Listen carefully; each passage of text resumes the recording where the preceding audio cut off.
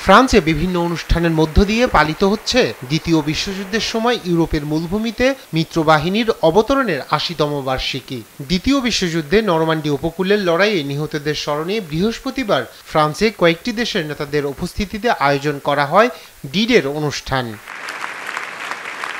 অনুষ্ঠানে উপস্থিত ছিলেন মার্কিন প্রেসিডেন্ট জো বাইডেন, ফ্রান্সের president Emmanuel Macron, German chancellor Olaf Scholz.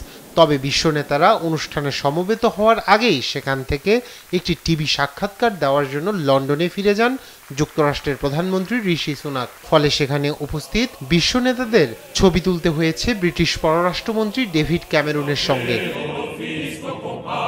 নির্ধারিত সময়ের আগেই অনুষ্ঠান ছেড়ে চলে যাওয়ায় বিরোধীদের সমালোচনার মুখে পড়েন সুনাক। বিরোধী দল লেবার পার্টি একে প্রধানমন্ত্রী হিসেবে সুনাকের কর্তব্যে অবহেলা বলে আখ্যা দিয়েছে। এরপরই ভুল স্বীকার করে ক্ষমা চেয়েছেন ব্রিটিশ প্রধানমন্ত্রী।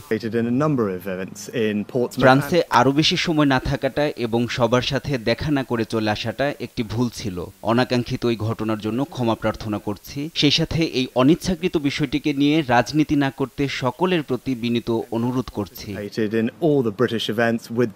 নাৎসি জার্মানির হাত থেকে ইউরোপকে মুক্ত করার উল্লেখযোগ্য দিন ডি-ডের ৮০তম বার্ষিকী উপলক্ষে ফ্রান্সে বিশ্ব নেতাদের সঙ্গে যোগ দিয়েছেন ইউক্রেনের প্রেসিডেন্ট ভ্লাদিমির জেলেনস্কি। আয়োজিত অনুষ্ঠানে আকাশে ওড়া দ্বিতীয় বিশ্বযুদ্ধের সময়কার যুদ্ধবিমানের কথা ইঙ্গিত করে পশ্চিমা বিশ্বের কাছে আরও সামরিক সহায়তার ডাক দিয়েছেন তিনি।